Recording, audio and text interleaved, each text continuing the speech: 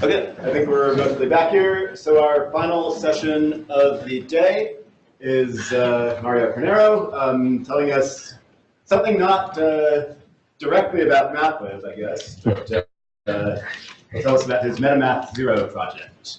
So thanks, Mario. Okay.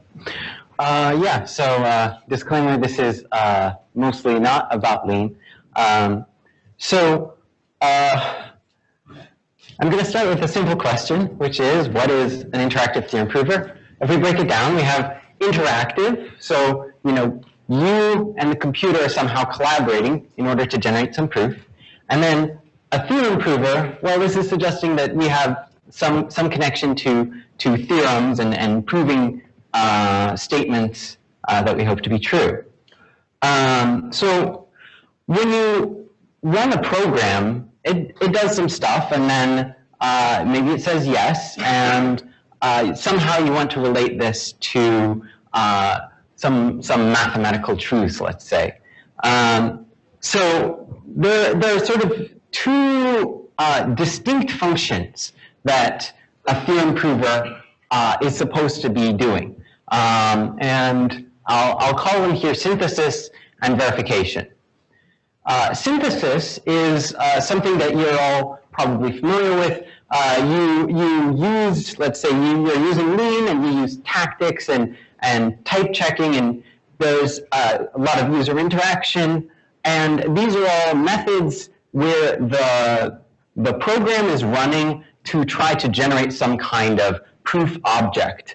And then verification is it's not really something that you do. It's a fact about the system that confers certainty of the result once it gives you the green light. Once it says no goals remaining and you feel good about yourself, that's because now you know that, like, oh, I've really proven this thing. It's really true now. In order for that to work, to not sort of be a false feeling, let's say, we need this notion of like the trusted kernel. We need the logic to be sound. I mean, you can still prove theorems if the logic isn't sound, but maybe you won't care too much about the result. And we need reliability of the software. So if there are bugs, then it might say, good job, but actually you've just done some nonsense. So we don't directly interact with this verification side. It's generally on the back end. You're not really seeing it, but it's really important. It relieves the pressure for the rest of the system to be sound. If you use a system that doesn't have this kind of verified back end, then you're sort of always worried that, like, oh, there could be a bug somewhere in this massive system that I'm working with. If you use some of these automated theorem provers or model checkers, these big programs that may not have any kind of trusted core, you don't actually, like, there's always sort of that thing in the back of your mind, like maybe there's a bug in the system, and there's really nothing stopping there from being a bug in the system, probably many. So having this sort of allows the front end to just sort of do whatever it wants to, and it's fine because the verification side is going to sort of pick up the slack. So I'm going to talk mostly about the verification here, but I'll get to synthesis later in the talk. So here I really want to think of this as sort of an adversarial model of proof input. So the kernel is receiving proofs from God knows where, and it has to make sure that it doesn't let anything bad get through. So an example of this scenario might be if you're trying to run a proof competition, let's say. Maybe you've even put some money reward on it, and you want anyone in the world to be able to submit some proofs, and maybe you've even like set things up so that like your bank gets discharged money if the proof goes through, right? You're trying to find this $1 million math problem or something like that. So you really care that this system can't really be fooled.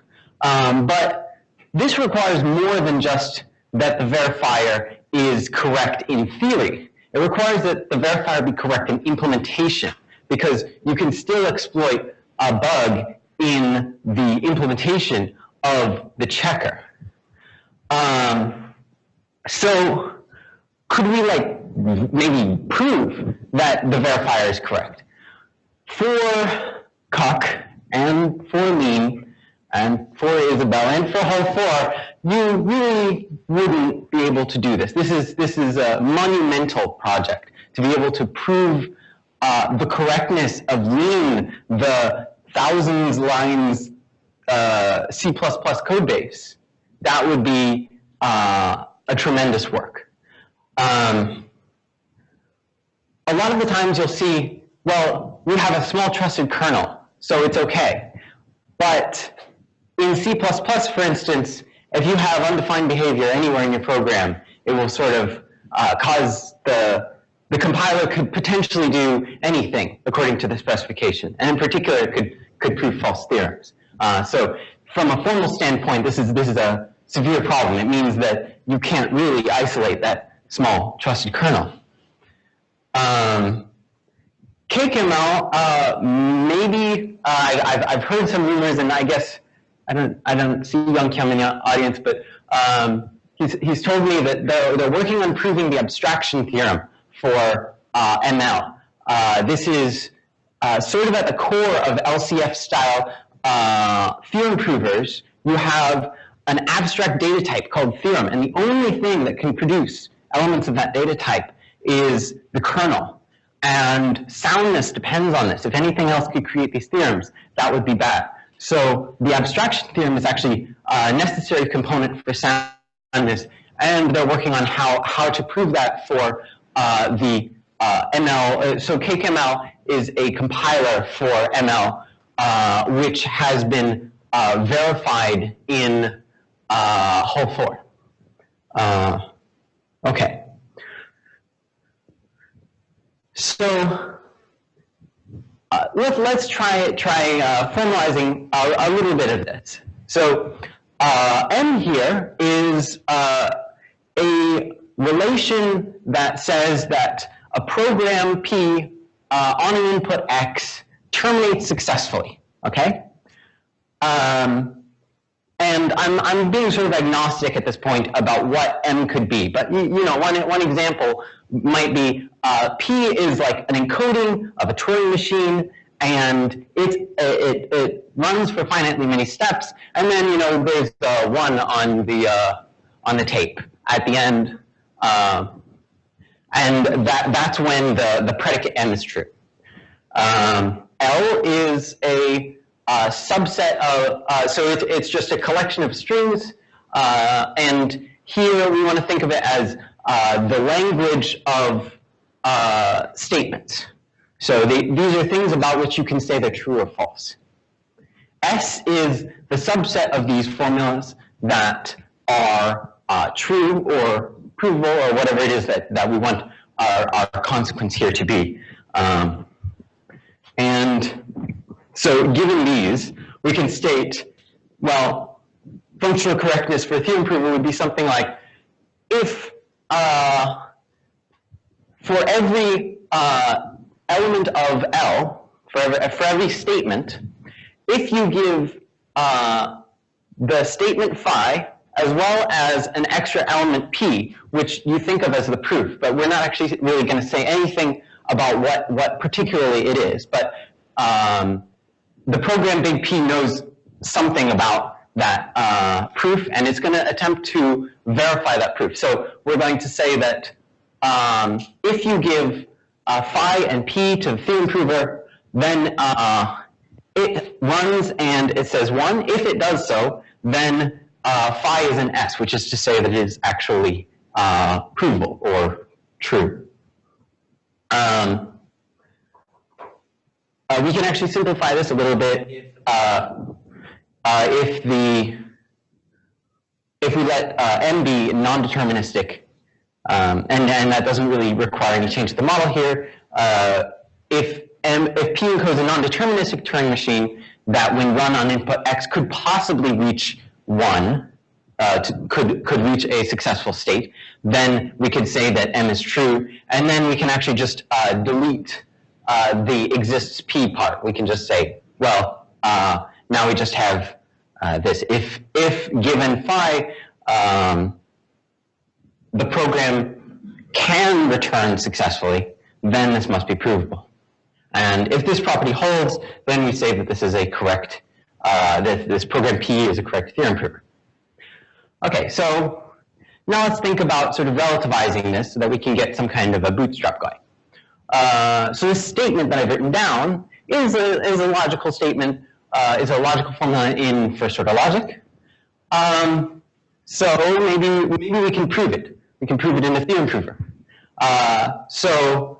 In this case, I'm going to say let L be the language of P&O arithmetic, let S be the true theorems on the natural numbers, and let V be a theorem prover for S, which is to say that V is arithmetically sound. If it verifies the theorem, then it is actually true about the natural numbers.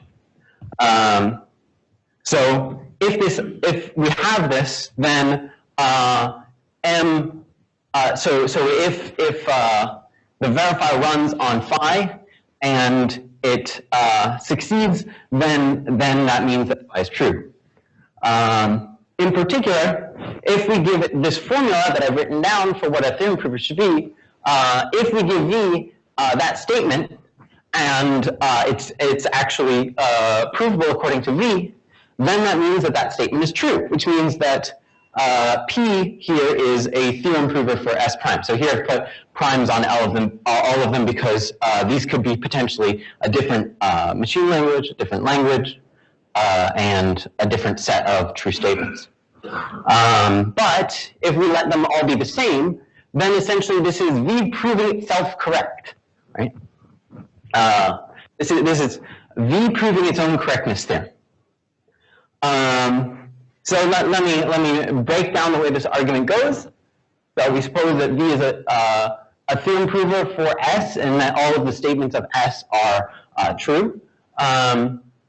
And we suppose, well, I'll just say that suppose that we're actually given a proof of this first order statement, so that we can conclude in step 2 here that V will verify this statement.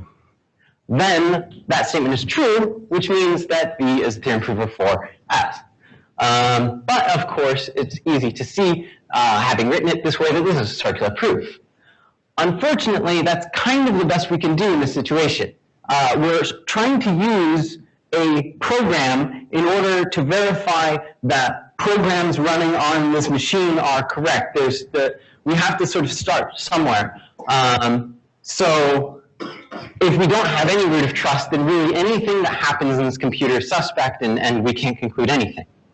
However, this is nevertheless an improvement over, let's say, the standard situation where you just say, suppose V is a theorem prover for S, done.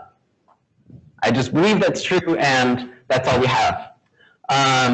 Prove a false theorem, and it can prove it itself. That's absolutely correct. So this is that's the if V is broken, if it's got a bug, then it can prove false statements. And in particular, one of the false statements it can prove is that V doesn't have any bugs in it. So yeah, there isn't too much that we can do directly about this, but there are things that we can do. One thing that we can do is we can sort of diversify. Suppose that we have n verifiers, and each of them proves the correctness of all of the others. If we have that situation, then if we know that any of them is correct, then we can sort of bootstrap from that to that all of them are correct. The nice thing about this is that the only thing that these things have to have in common is that they are capable of talking about basic mathematics. So this means that, you know, one of those verifiers could be lean, one of them can be Cook, one of them can be whole 4, one of them could be MM0. And in addition, you might say, well, this is sort of an unsustainable thing. That's a lot of proofs because we need that each VI is going to prove VJ is correct. But proof porting, so if we take the proof that V1 is correct in, let's say, V1, and we translate that proof to the system of V2, then V2 will have a proof that V1 is correct. And we can sort of distribute these proofs around and reduce the amount of actual work that needs to be done to O of n. The other thing that we can do in order to break the loop is to verify directly, or by inspection, let's say, which is to say we just look at the code and we say, you know what, that looks like a good theorem prover to me. This is a not great argument. It's okay. I mean, that's what we do on an, but if you combine this with the earlier argument, we can have sort of complementary checks. We can say, you know what, I looked at it and I think it's probably okay, but I'm a human, I might make a mistake, you know, some inequality or something. I don't know whether I got it all right, but you know what, I ran it through and it checked the fine details. Maybe it has some exploitative bug, but I would have noticed that. And so when you combine these two, you get a pretty strong guarantee. Just to throw out a third possibility, maybe you could throw in a formal system whose job is to try to prove that V is not a theorem prover, or something theoretical. So if you have a proof, You still want to scapegoat of it as a third pillar for you. I guess if you have a proof that it is, if you have a proof that it isn't a theorem prover too, that would be very bad. Something that's trying to.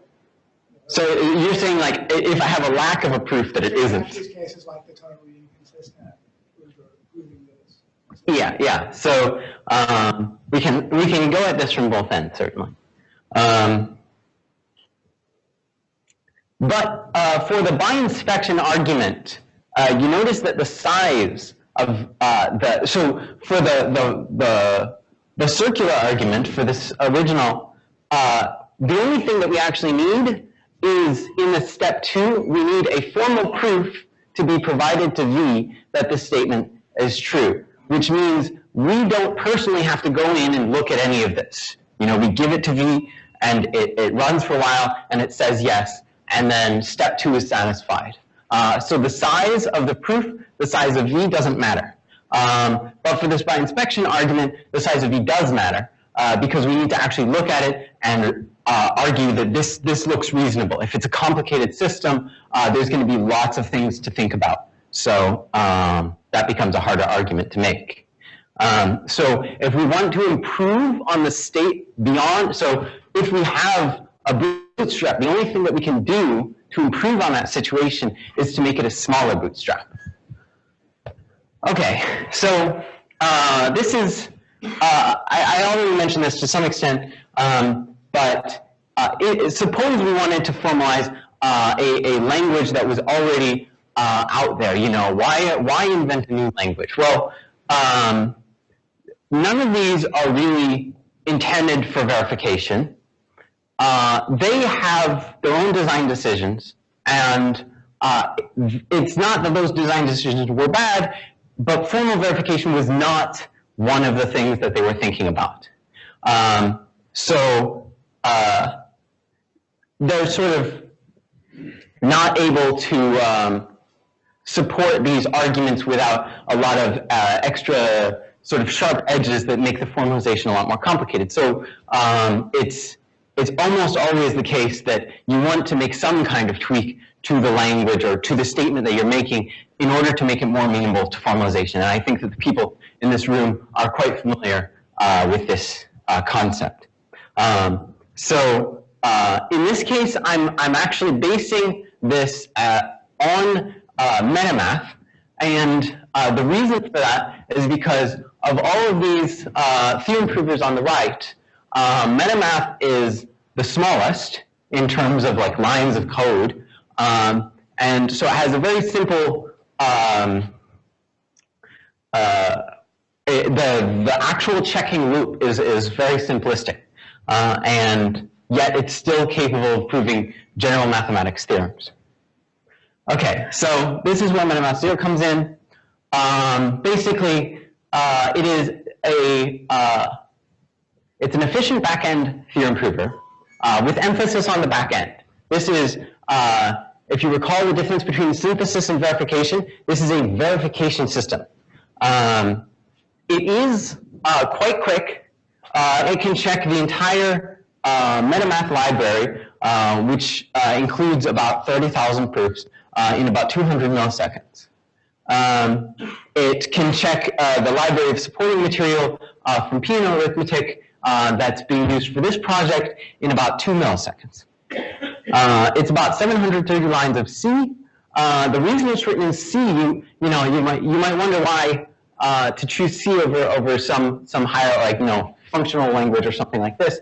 And the reason is because I'm really using the C here as a high-level assembly language because I actually intend to verify this down to the machine code. But I'll discuss that later. There are additional verifiers and tooling which have been written in Haskell and Rust. And there are translations from MM0 to and from other languages. So in particular, a translation from Metamath to MM0, a translation from MM0 to whole in quotes because this is basically an intermediate representation that is kind of whole-like. I have a verifier for that whole system, so I do know that the translation works, but it's really just being an intermediate representation, which is then retargeted to open theory as well as lean.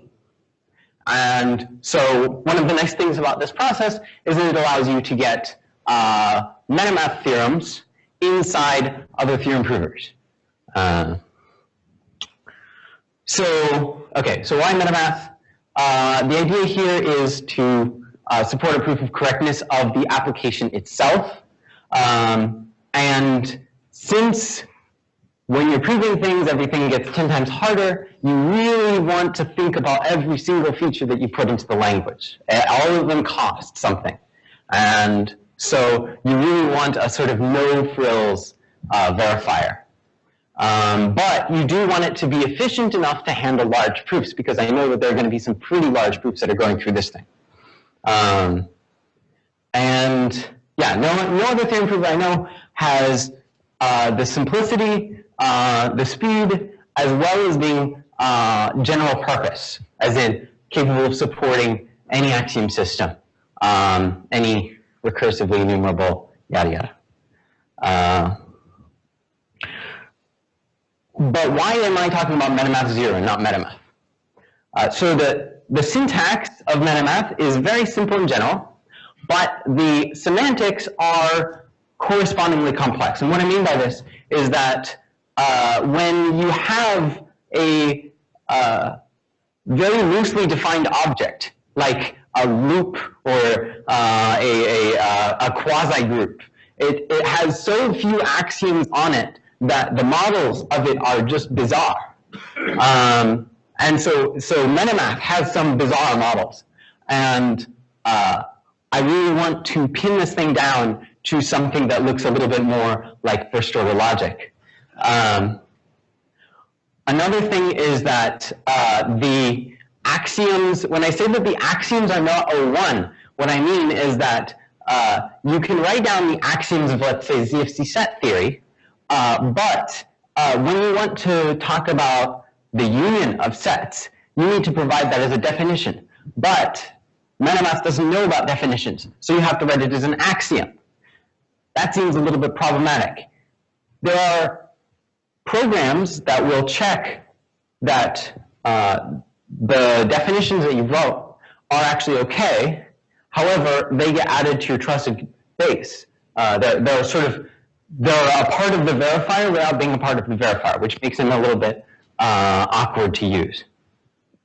Another thing is that in Metamath, expressions are strings of tokens, not trees.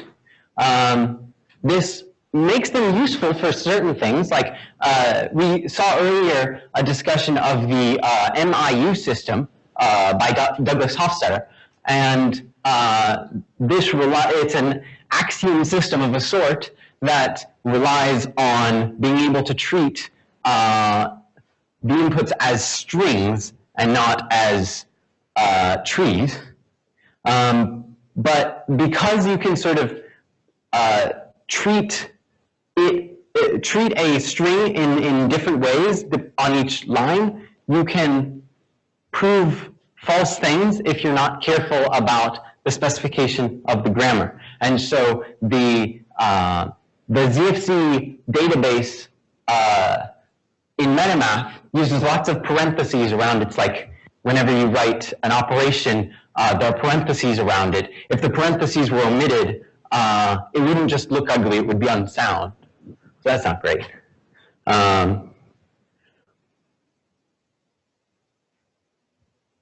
And oh yeah, I just want to mention as an aside, people often mention this thing about no tactics.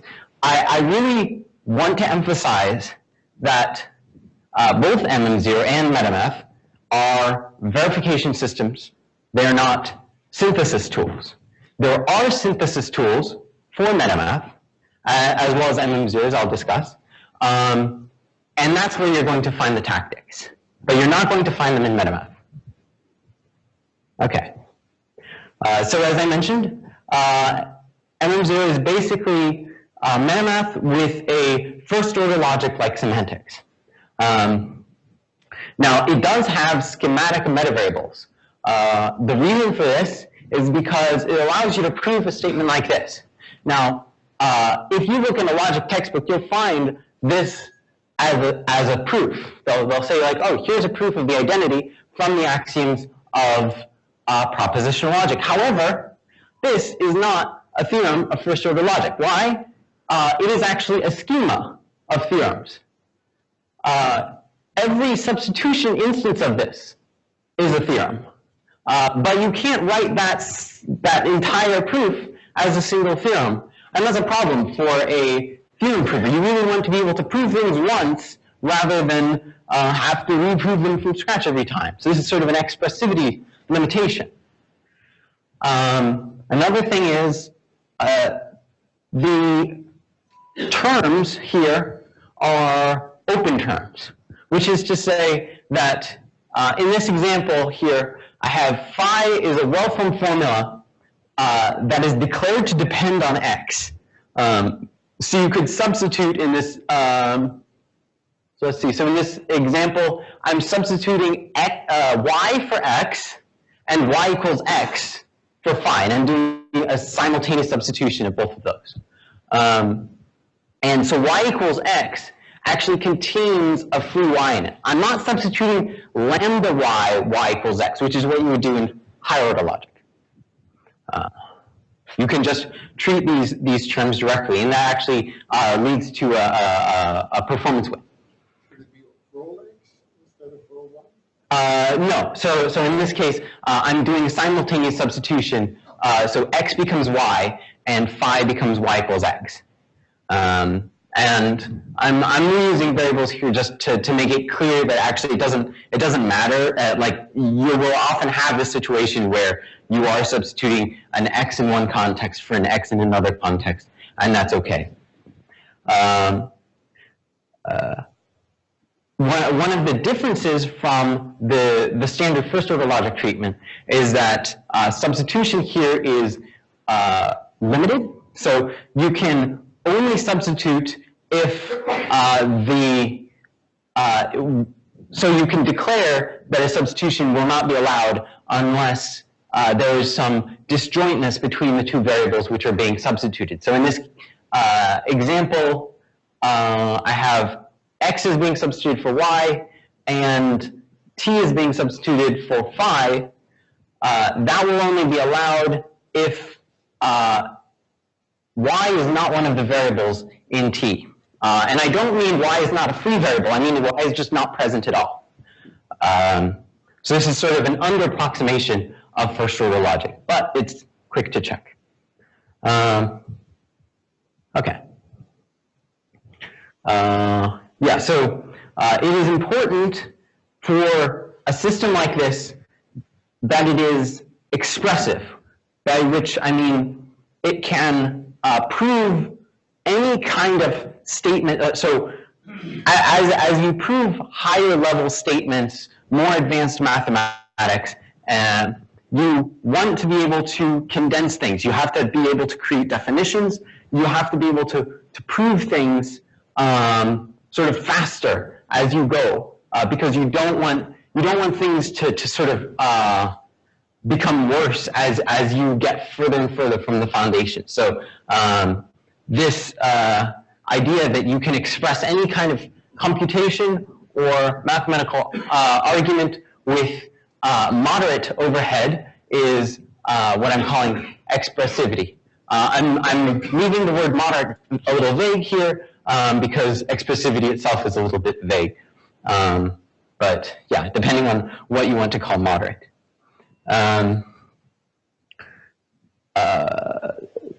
So foundations are characterized by the things that they don't let you do. This is useful for instance, if you have a restricted proof system, it might be a lot easier to search for proofs in that restricted proof system. It'll prove a search space. It can also be useful for preventing you from writing so-called junk theorems, where you have just things being applied to things of the wrong types and so on, or maybe preventing certain kinds of mathematical construction. Like maybe you want to create some kind of dependent type, but you can't because your foundation says it's not allowed. It is easy to add restrictions on a permissive foundation, but it is not easy to circumvent the restrictions that are being put on a restricted foundation. This is possibly a point of contention, but I would claim that type systems and type inference are a means of producing type derivation proofs. And so they fall in the synthesis camp. MM0 has a deliberately extremely basic type system. It's essentially multi-sorted first-order logic. But you can use it to compile any foundational system. You can use P&O arithmetic or ZFC. You can do higher order logics. You can do dependent type theories. You have to write down the axioms of the logic, and then that's that.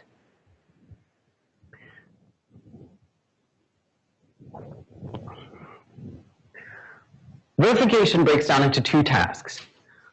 You have to show that a statement here, so the corner quotes here represent some kind of encoding into the logic.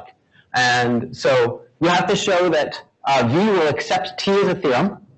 And then you also have to show that T quotes here is an encoding of T. So to give an example here, T might be the Kepler conjecture, and quotes T is this sequence of ASCII symbols here. So you have to look at this and say, does this look reasonable? Is this actually what I mean by the Kepler conjecture? So MM0 uses separate files for these two tasks. One of the files is used for the first part, checking that it is actually a theorem, and the other file is a human readable statement of this of the theorem. I don't expect you to read this, but this is just demonstrating sort of the stack machine architecture of the verifier. So this is sort of what allows it to sort of speed through this binary file, and it can check very large proofs this way. And in particular, this is actually there's an upper bound on how fast it will check any proof.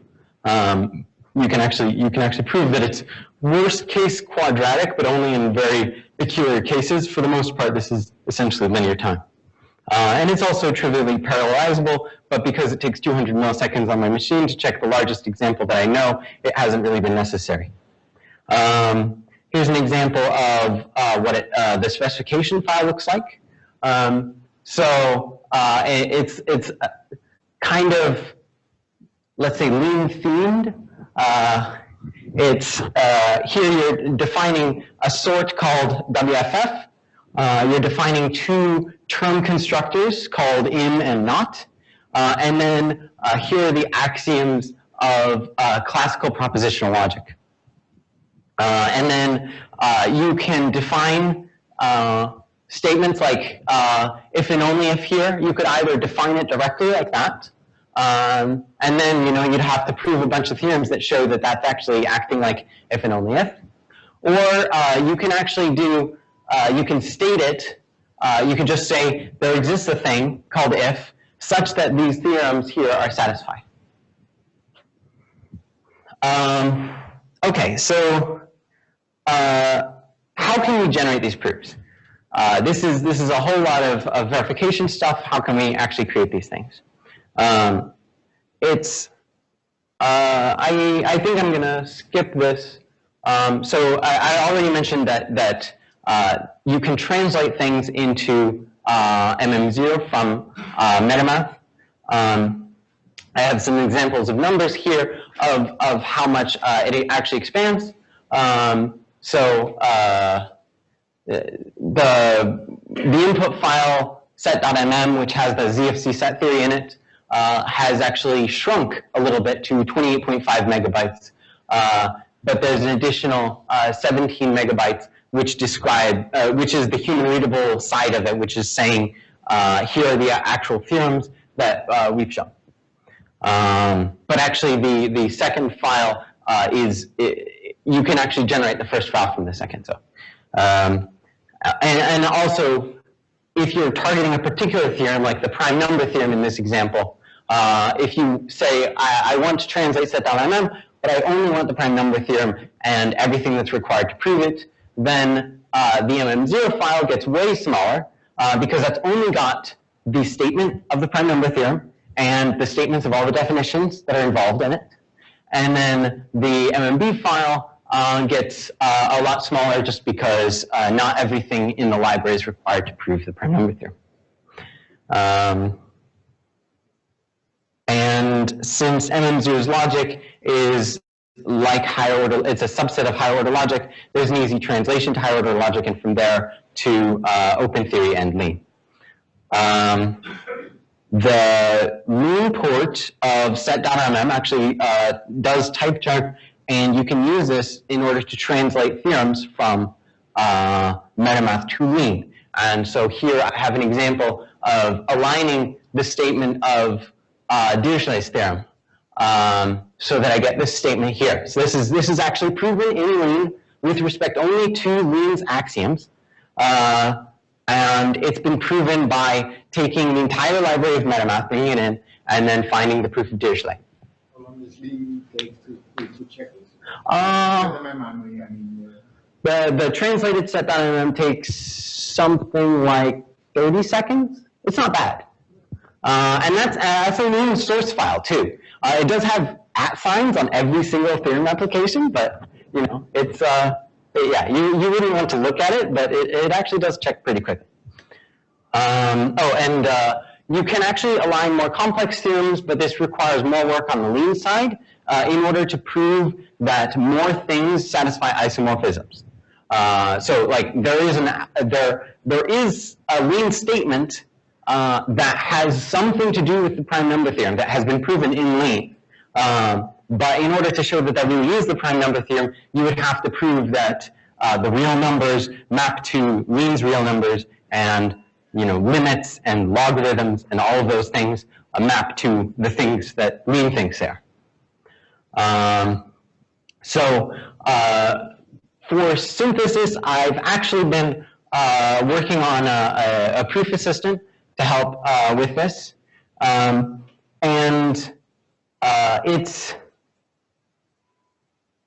Yeah, it's MM0 with a little bit of additional tactic infrastructure. I actually have two implementations of this language server. One of them is in Haskell and one of them is in Rust. The reason is because the Haskell one turned out to be too slow. And yeah, and it does the standard things that you would expect. There's no sidebar goal view, but maybe we can extend LSP to standardize that. I'm going to skip the demo, or at least take it till the end if I have time. So the correctness proof is this thing here, and the actual statement has to do with yeah, okay, I'm going to skip this.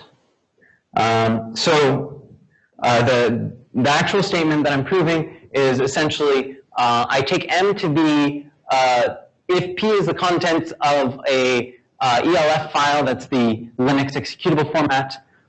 If you load that and you execute it on an x86 machine and you provide X on standard in, then it terminates after finitely many steps and returns exit code 0. That's what success means for a program that's running on x86 limit. So you can formalize all of that statement, and then you define L to be the grammar of well-formed MM0 files, and you define S to be the files such that those definitions and theorems are actually provable. And I'll, again, take that to the end if there's any time. Okay, so this has all been developed, and so there is a statement of this theorem inside MM0 at the moment. But we want to prove that. In order to do that, we essentially need a compiler. We need a verified, we need a proof-producing compiler. So you have, okay, yeah, I think I'm going to skip this. So I've been looking into different ways to do the compilation, but this work hasn't been completed yet. So okay. Other things that you can investigate once you have something of this form is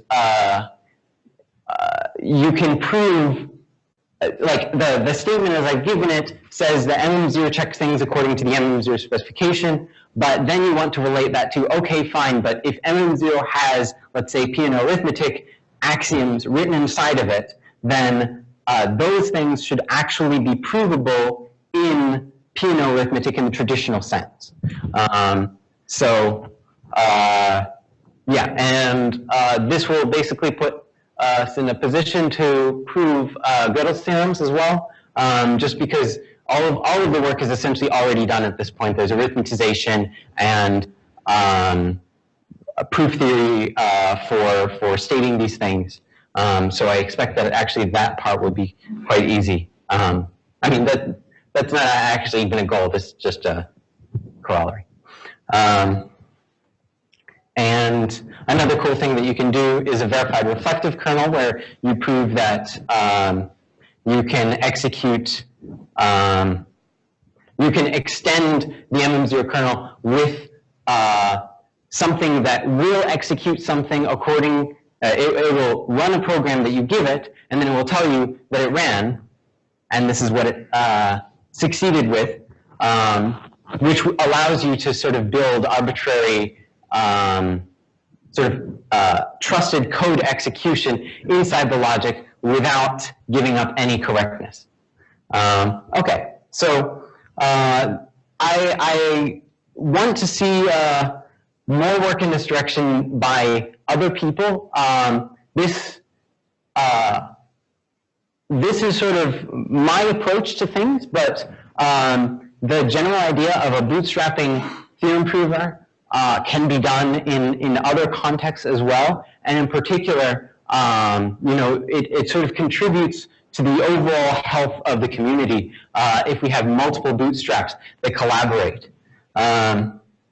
So Yeah, my sort of dream here is that every major theorem prover will either be verified or have a translation to a verified checker, so that we can actually get the strong guarantees that sort of computers promised us in the first place.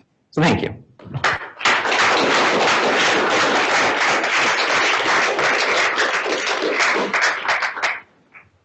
Time for questions. So there are a couple of projects similar to this that you didn't mention. So the KML candle thing you mentioned. But there's also Jitava or Milava, which is basically this sequence of more and more complicated provers. And there's something called Surgicock, which I don't know so much about, but that probably is similar to this. So in what ways is that not satisfactory to you that you now? Yeah, so there are various projects that get more or less close to this idea of a bootstrapping theorem prover that can actually prove itself correct. Unfortunately, most of the ones that I've been able to find are very large. So this is one area where I think that I can improve on the state of the art, let's say. But yeah, we really, like, if these things get too large, if people can't just sit down and read it and understand what's going on, then we have a problem. It's not actually achieving its goal, because we have this circular proof problem, where if you have a gigantic system, it could just have a bug in it, and it could be proving its own, it could be exploiting the bug to prove that it doesn't have a bug. So, yeah. But isn't just a statement that you need to, I mean, the proof is not relevant, but that's being checked. So it's just a statement, and the statement, the code is that's part of the statement. You don't need to look at it. You just need to look at the specification of the code. So well, you do need to check the code, because if the code has a bug, then even if the specification is perfectly correct and says that this program has no bugs, if the checking program is capable of proving false, then it can prove that theorem. So you do actually have to look at the code itself. And so if you have one of these large kernels, then that's just more work and more uncertainty. Another possible application of a very fast verifier would be looks to try to use reinforcement learning and machine learning to generate proofs. So the speed of the verification part of it is a problem. Yeah, that's actually true. On the slide where you formulated the requirements for provable provers, you mentioned that it could be done in first-order logic. I just wonder how it could be the case. The definition of S itself is highly problematic in first-order logic. No. Why would it? I mean, this is. What S? Huh? S is a set of some description. working in ZFC on top of first-order logic, or what is your Well, ZFC is first-order logic foundation, but that's what you're using. but phi and S can be treated as a predicate. So S, phi and S, this could just be saying that some predicate holds, and so this actually can be stated in Peano arithmetic. Yeah, but on the previous slide you mentioned that S is set of all true statements or something like that. Yeah, okay. Right. If you write it that way, then you would have to take it to at least second order. But you could also state it as like PA provable. Where is it? Yeah. So when I say true or provable, what I mean is that S could be you could instantiate this with either kind of predicate. You could either be talking about a soundness property if you put true in there, or you could be talking about a correctness property if you plug in just provable according to the axioms that it's working with. And so, like Metamath Zero can actually prove that it works according to the rules of MM0 that doesn't run afoul of Gödel. But if I were to say like it can actually prove that those things are true, then that would be a problem.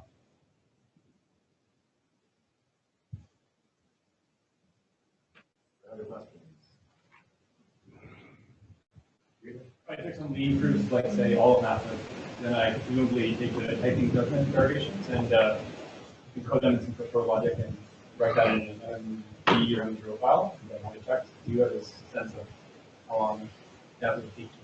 One unit. So this is on the roadmap.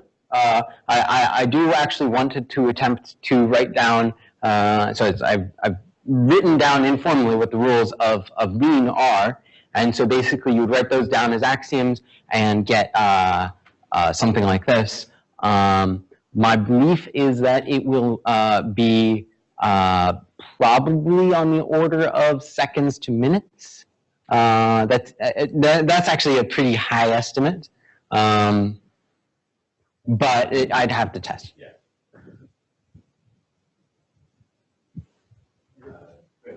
Where did you get your semantics of machine learning? So I mostly based it off of a SAIL formalization. So there's a project in Cambridge called SAIL, and they had a sort of incomplete specification of some of the more important, let's say,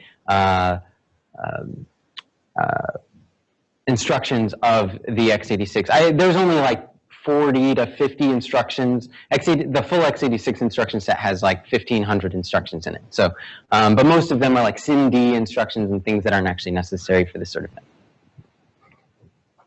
Okay, let's thank Mario again.